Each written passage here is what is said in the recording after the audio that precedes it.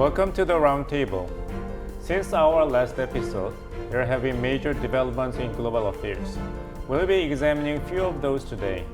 We have two experts in the studio joining us today. Professor HWangtaehee, Professor of Political Science and International Studies at U.S.A. University, and Professor Kim Ha, Professor of Korea and East Asian Studies at Seogang University Graduate School of International Studies. Welcome to the Roundtable. Thanks for having me. Thank you. Now we have the map of the country behind us. We are going to talk about today. Professor Huang, you surely know the answer, don't you?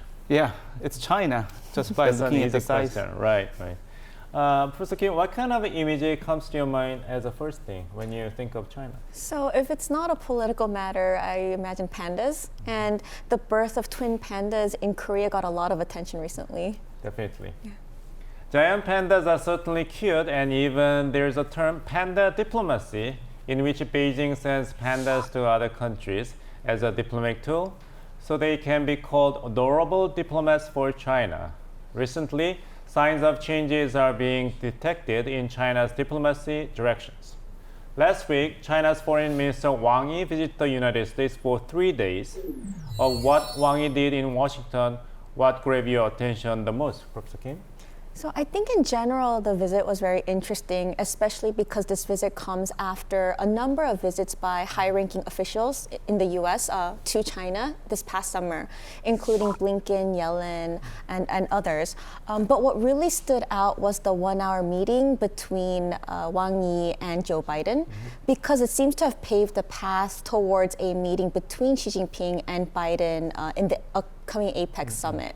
So in that sense, I thought that was the most interesting. I see. Professor Huang, same question, but the previous visit by Foreign Minister of China did not really result in any progress in the U.S.-China diplomatic improvement.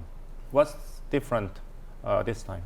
Well, I think I agree with the Professor Kim mentioned. So what grabbed my attention was that I think this time China is willing to have this serious conversation with the United States. So I hope China this time wants to de-escalate tensions that have been going on.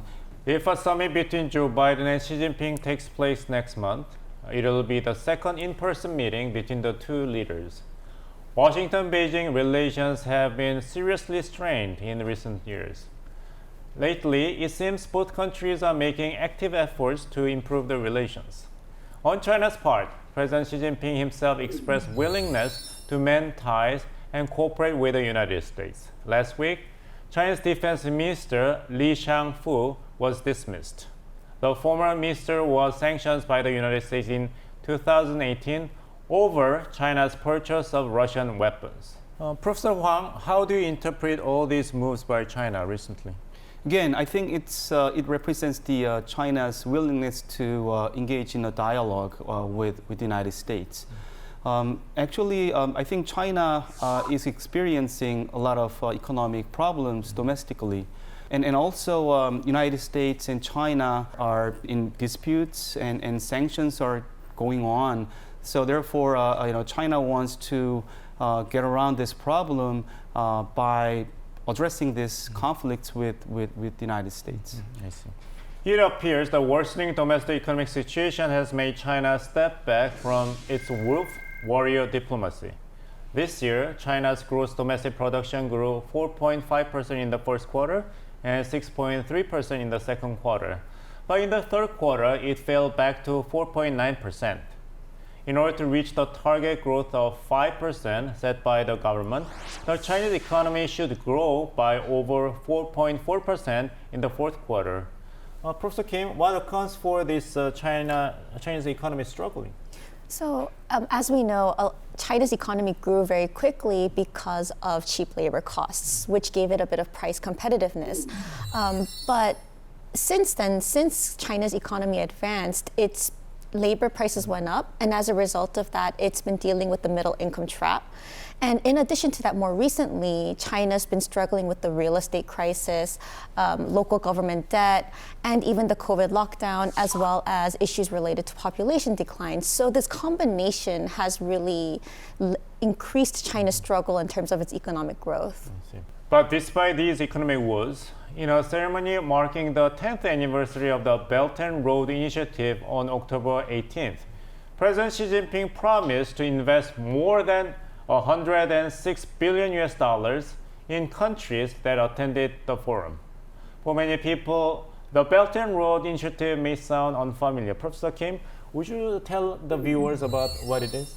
Yeah, so the Belt and Road Initiative, or BRI for short, is a large-scale infrastructure project that China started in 2013, and it's been a core part of Xi Jinping's foreign policy. And essentially, the project has been working to enhance cooperation between China and Eurasia, Africa, and Europe, and other areas, and to enhance economic cooperation in multiple ways. And currently, there are about 150 countries and international organizations that are participating in the BRI. And so some key countries include Pakistan, Malaysia, Indonesia, and South Korea. And among the G7 countries, Italy is the only one that's partaking in the BRI right now, but it's also reportedly trying to withdraw from the BRI. The trade volume between China and the member countries of the BRI has been on the rise. Last year, it amounted to 2.9 trillion US dollars, even when the global demand was sluggish. So, Professor Wang, would you call the BRI a success or failure? I think it remains to be seen, but I think President Xi Jinping has both economic and political reasons to push these initiatives. I think economically, BRI can be seen as a way to boost the Chinese economic growth, because these BRI projects will create a lot of demands and a lot of new jobs in China and Chinese business.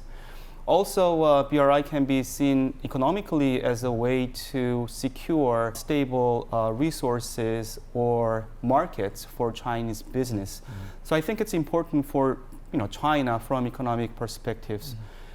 Also politically, I think BRI is important. First, BRI projects can expand China's sphere of influence politically. So China can have more say in developments of these countries, or maybe rules that govern these global welfare of these BRI countries. Also, these BRI projects invite a lot of Chinese laborers for infrastructure constructions and so on. So there are people-to-people exchange between Chinese people and China and BRI countries. Therefore, I think it's a great opportunity for China to promote culture and values of China. And finally, I think it's a signature policy, as Professor Kim mentioned, of Xi Jinping.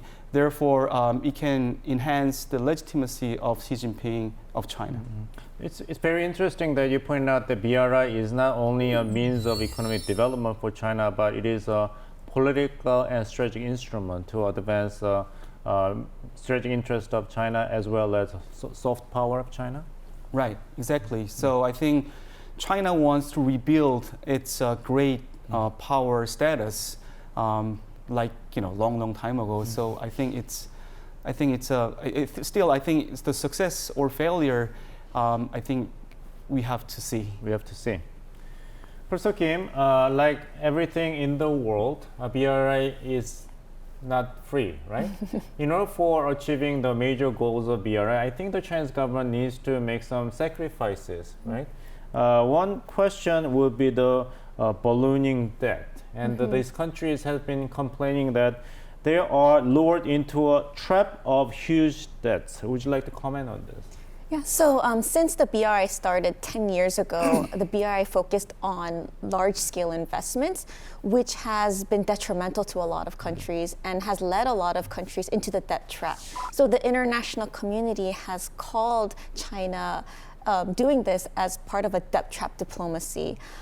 So in order to overcome this, in 2021, Xi Jinping started to focus more on smaller projects through the BRI and has focused on supporting Sri Lanka in its $4.2 billion debt restructuring process. It's also supported Zambia through a memorandum of understanding by signing an MOU with Zambia.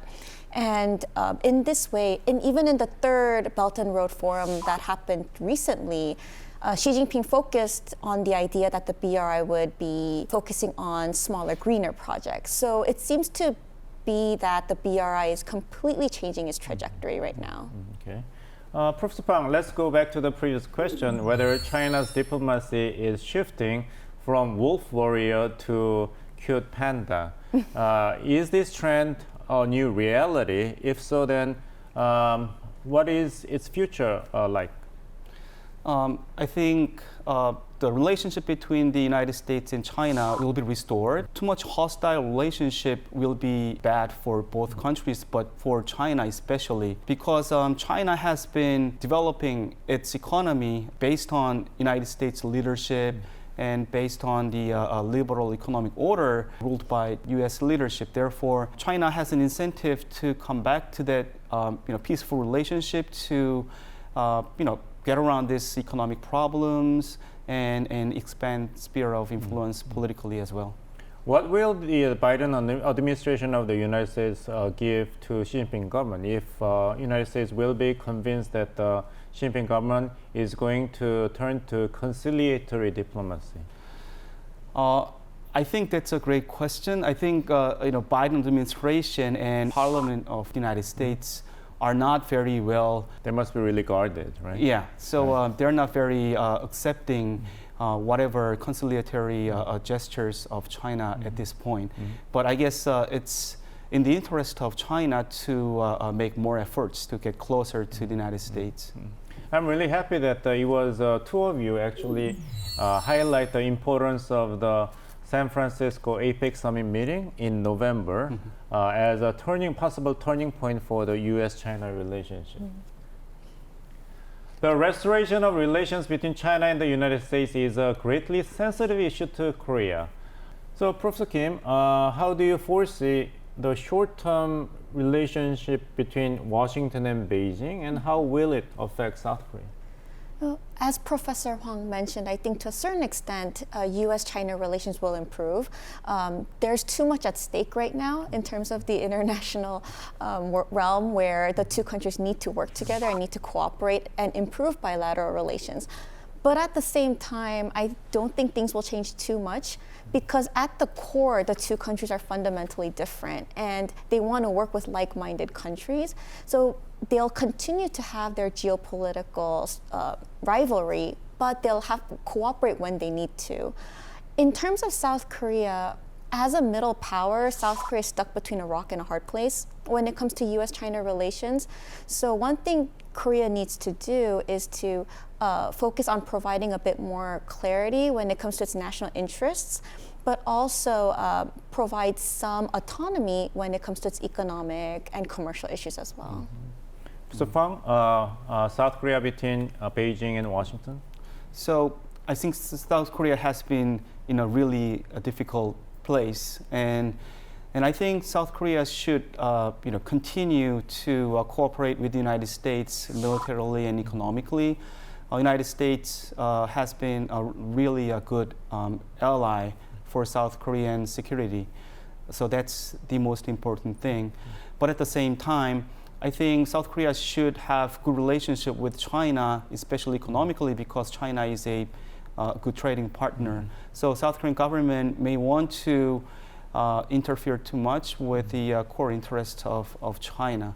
And finally, South Korea should lead as a pivotal state, global pivotal states, or leading middle power state, as Professor Kim mentioned, by creating and spreading these international norms and laws and also international organizations so that we have to have our own spot in international relations and in the region. I see. This must be a great opportunity and big challenge for South Korean government needing to make swift decisions and responses to better cope with a rapid changing world. Next, we are going to see pictures of a few issues that hit the headlines last week. Let's take a look.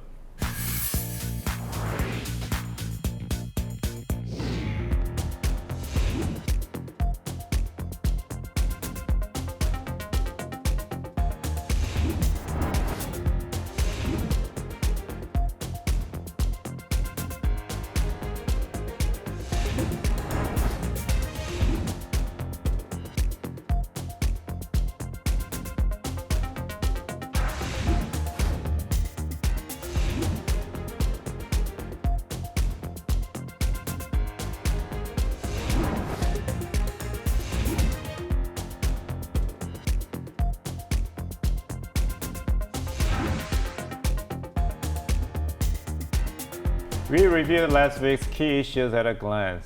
Professor Hwang, personally, among these pictures, what is the biggest attention grabber? It was Putin for Right. me. So there was a rumor that Putin had a heart attack, Right. but spokesperson denied the rumor that he had a heart attack and he's in a busy schedule. So it was kind of interesting. Very interesting. Professor Kim? I think the picture with President Yoon and Bin Salman in the car, because they seem very happy, laughing together. All right. Yeah, let's talk about that. Unofficially, the Saudi Crown Prince is the world's richest person. It was interesting to see him sitting behind the wheel next to President Yoon Suk Yeol. Next, we'll discuss more about President Yoon Suk Yeol's state visit to Saudi Arabia and Qatar. During President Yoon's visit, Korea reportedly won $20.2 billion worth of investment pledges from the two countries. The volume adds up to $79.2 billion when we include investment agreements Korea signed with Saudi Arabia last year and with United Arab Emirates this year. Professor Hwang, some people may wonder why President Yoon Suk Yeol made a state visit to the Middle East while the missile threat from North Korea still exists and there is a conflict undergoing in Gaza Strip. I think both economically and security-wise, I think it's an important step that President Yoon visited Saudi Arabia and Qatar. Because of this Israel and Hamas conflict, there's a possibility of escalation. Then there'll be some, oil price and energy price problems. So therefore, it's important that South Korea should secure this supply source, a stable one. So therefore, that's one reason.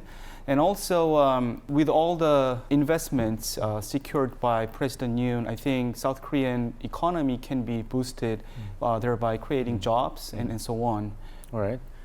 Professor Kim, it is very interesting that South Korea is going to tap on the transition made by these countries in the Middle East from the oil-dependent industries to new post-oil industries like decarbonization, eco-friendly construction, as well as defense. Among these industries, what stands out the most to you?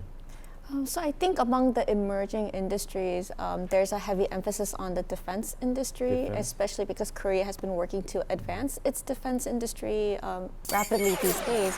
President Yoon's visit to Saudi Arabia led to a joint statement between the two countries, and it's the public one for the first time since 1980, which indicates that the two countries are trying to cooperate more together. And as Professor Hwang mentioned, economically, Korea can get a number of advantages in that way. So if Korea can sell weapons to to the Middle East, then this can definitely advance Korea's defense industry.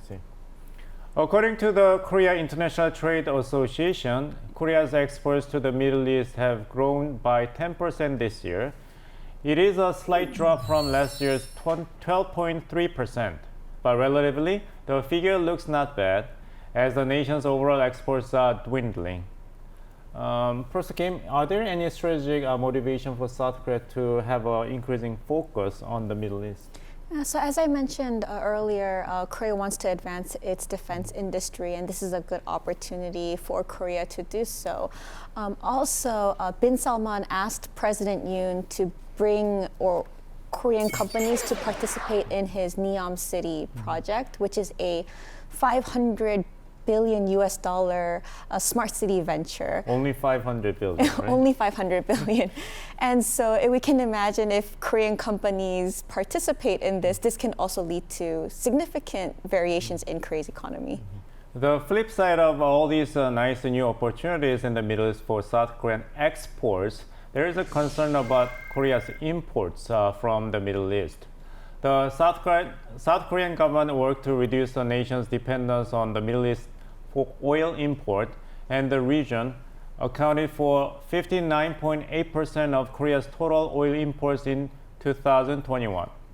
But it soared back to 82.1% as August this year due to the war in Ukraine. There are calls that Korea should seize the opportunity for a second Middle East business boom while addressing risk in the volatile region. So, Professor Hwang, what would be your overall recommendation and policy advice for the Yoon Suk Yeol of South Korea for its policy toward the Middle East this time? So I guess I would suggest the traditional approaches. So for example, we have to focus on industries that we have comparative advantages, like technologies, infrastructures, and construction, and so on. Also, we have to build a partnership with local people and local companies in the region. Also, we have to invest more on branding and advertising and marketing so that people know that we are our business is there. Well, it is easy to understand that both countries, Saudi Arabia and South Korea, and Qatar and South Korea, promoting economic interest, but it is rather surprising that South Korea is trying to forge a security partnership and military cooperation with Saudi Arabia and Qatar. Right. So it was a bit unusual to include regional security issues in a joint statement in case of Saudi Arabia, because Saudi Arabia rather had preferred to work behind the scenes. And I think that represents clear signal that Saudi Arabia at least wants to use a voice to show that South Korea and Saudi Arabia have shared interest, like defense industries or regional security issues and so on. All right. Well, South Korean government has been cultivating the promotion of the mutual interest, both in economic fields and security fields with Middle Eastern countries for the past 20 years. It remains to be seen whether this time the effort will bear fruits. Professor Kim, what other issues we need to pay attention to? So as we mentioned earlier today, the APEC summit with President Joe Biden and President Xi Jinping meeting will be very interesting. And also, Israel has sent in ground troops to the Gaza Strip. So that's also another important thing to watch out for. Professor Hwang, same question. What issues do we need to pay attention to?